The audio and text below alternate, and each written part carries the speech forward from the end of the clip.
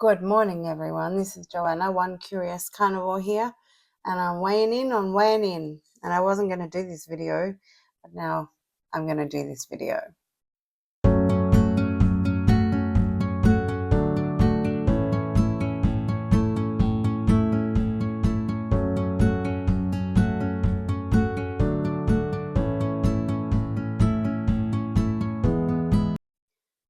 It's been a really interesting week.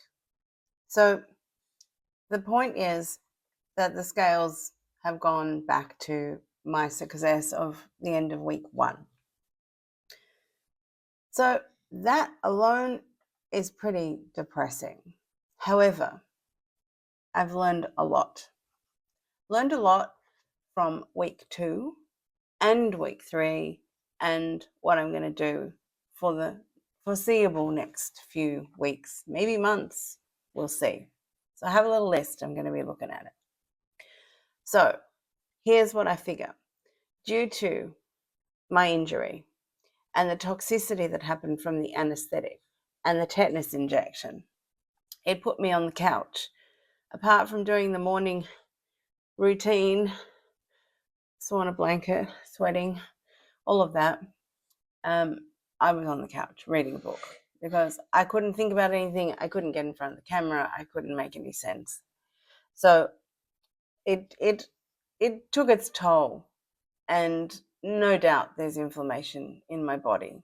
I'm pretty sure these scales that I have are testing how fast an electrical pulse goes from up one leg and down the other leg, and that's pretty much just testing how much water I have in the cells. So if I am holding more water, then the scales would say, oh, that's fat, not muscle. Yeah, so it's really only 2 points that it's measuring between. If you have a faster electrical speed or pulse speed, then your muscle should be more. And if you have a slower speed, then your fat stores must be more. So I don't really know what happened. All I know is that my weight has gone back to my first win, which was minus 2.3 kilograms, which is not a loss. It's still a win. However, I don't feel as light on my feet at the end of week 3, but my energies, they are returning, which is great. Each day they're returning. And I'm really grateful for my sauna blanket because that's helping me sweat every morning and then go for a walk and I sweat more. I also learned from the previous week where I went too cerebral, too intellectual, too mechanical or analytical about how much I was eating and when I was eating it. And that just doesn't seem to suit me at all. I'm very much a free spirit. I very much go with my internal feelings. I've been through the time of my life where I've been able to work out what the difference is between my egoic, addicted desires are, like wanting for sugar and carbohydrates and all of that.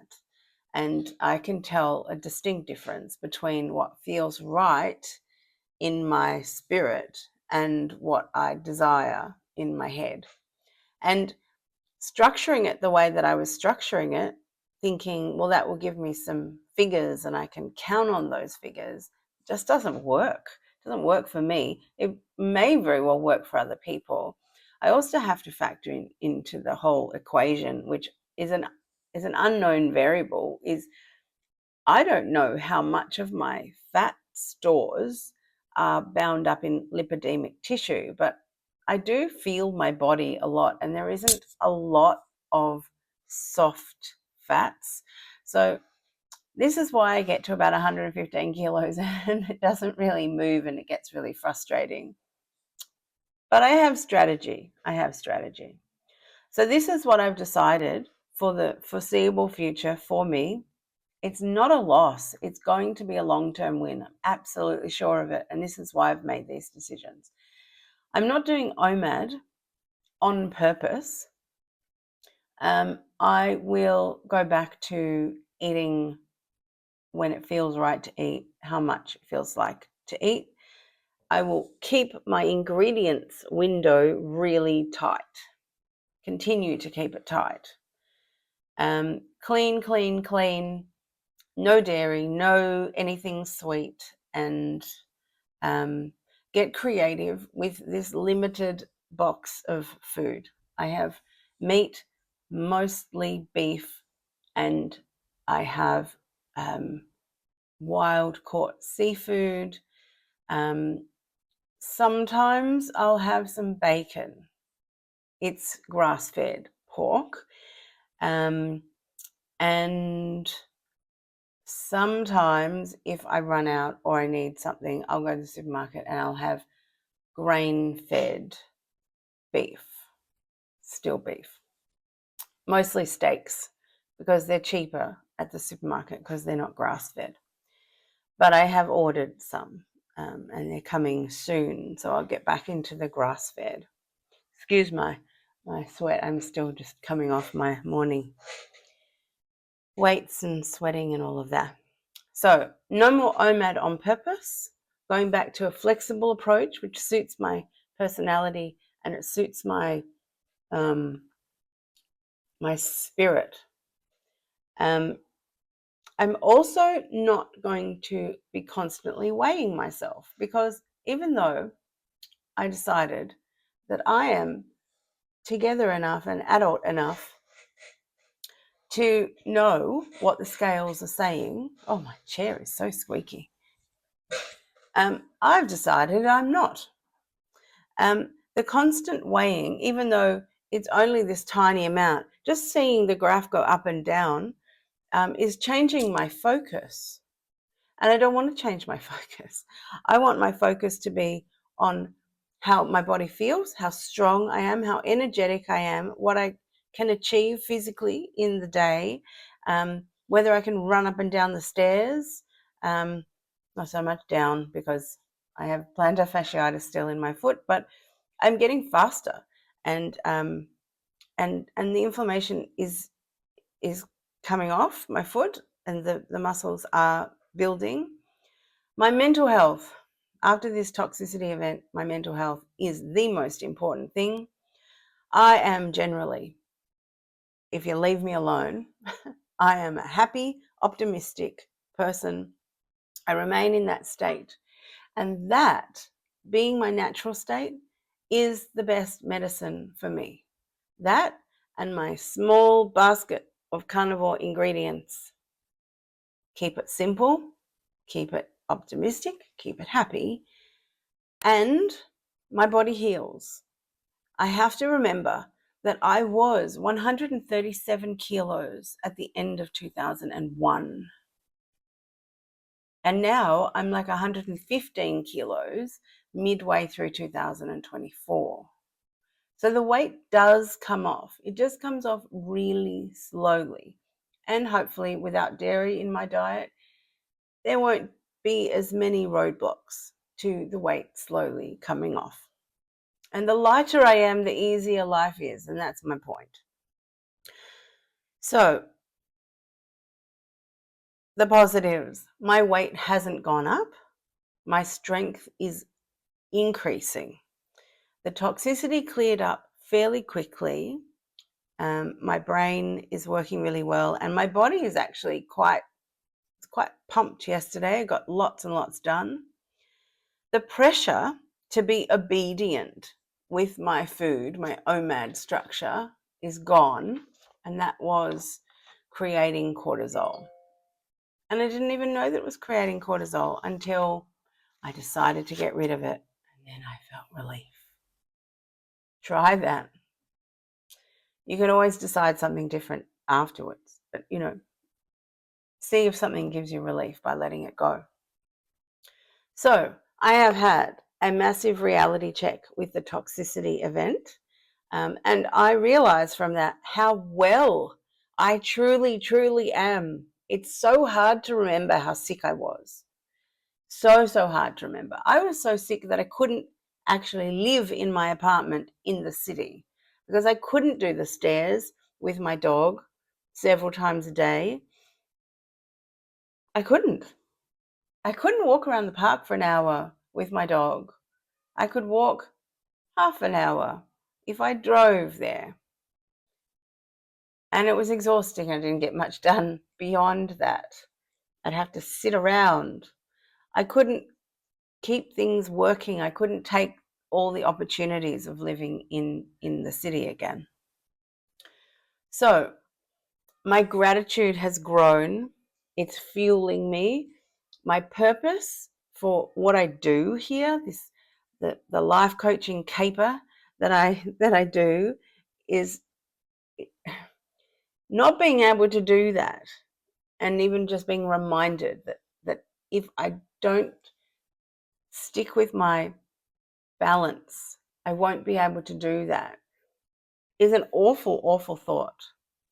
And so my purpose is renewed. I can't take for granted that my body is going to be chugging along and just doing whatever I want it to do because I tell it to do that. Maybe when I was 20. But when I was 20, I didn't have all this wisdom and experience and wisdom from the experience. So I also remember that I have lipedema. I never really knew that I had a thing called lipedema. I just had solid fat and hypermobility. Now I know that I have lipedema and probably EDS. I don't care about all the labels. I do care that I understand how it's all fitting together. And progress of reducing one's body weight is really slow, especially if you want to get stronger. Muscle weighs more than fat. Yes. So I want to get stronger because I want to be doing more. And so when I do my exercise, it's like rucking. Have you ever seen video of people doing rucking where they're going for a walk and they put on a vest that's like an extra 20 kilos? That's what my body feels like to me, except it's not just on my chest, although it is on my chest, but it's also on my legs and it's also on my arms. So it's evenly distributed around my body. It really does feel like my body is extra heavy. And when I look at the size of clothing that I can fit into, and I look at the weight on the scales, it doesn't really match. And most people have always said when I tell them that I weigh 115 kilos. No, you couldn't weigh more than 100 kilos. Yes, I do, because my fat is full of scar tissue, which is made of protein, not muscle, but it's made of protein. It's collagen, thick, and it's heavy. And it's ganging up and surrounding fat tissue, fat cells. So the fat cells are kind of trapped in there and they're not happy, and the fluid's sort of swishing around a little bit in there. And the weight of all that, so the fat looks like fat, outside looks like fat, but it's not just fat. It's fibrotic tissue that contains fat in amongst it, and it's not muscle. So people assume it's fat, but it's not just fat. It's lipidemic fat, which means it's heavier than someone who's just carrying fat tissue on their body. I must remember this as I'm dragging myself sometimes around the park. I also, because of this, have made a really, really conscious decision, and I should make myself a little poster so that I look at it all the time. I want to build more muscle, and I know that in the short term it will increase my body mass a little bit, because if I build muscles, it will push the other tissue out. However, having more lean tissue, more lean muscle on the body creates a higher metabolic demand. And in the last 2 years, as I've been recovering, I haven't had any extra energy to actually create muscle. Now I do. So now I am really, really focused on integrating. When I walk with a purpose to use particular muscles like my hamstrings and my glutes, and twist at the waist and hold myself upright so that my internal muscles in my core are actually working as I'm walking. When I sit on my vibration plate, I'm now doing dumbbell exercises this way, like this, and this way, just like when I swim. Backstroke and freestyle and breaststroke. What else do I do? I am lengthening the muscles that I am strengthening so that they don't cramp up on me and cause other problems. This is something you have to deal with when you're hyperflexible. So, building muscle is on the agenda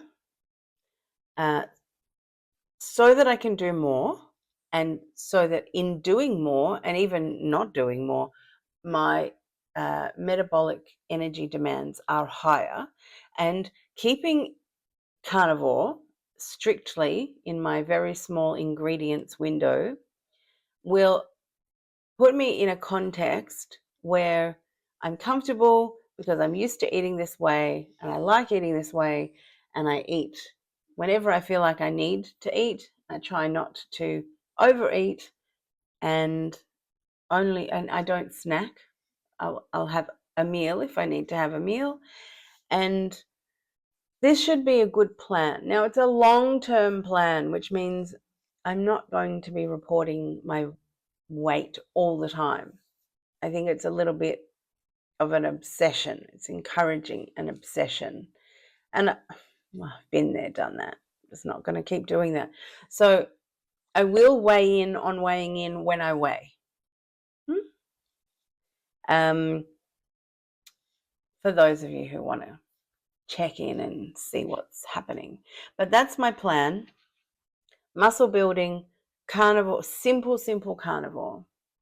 And the longer I do carnivore, the closer I am getting to lion. But I like eggs. I like eggs too much. And mostly I eat the yolks, but I also eat the whites because they're farm fresh eggs. They're good eggs. So that's my report. The numbers are not great, but life is good. I hope life's good for you too. Keep going.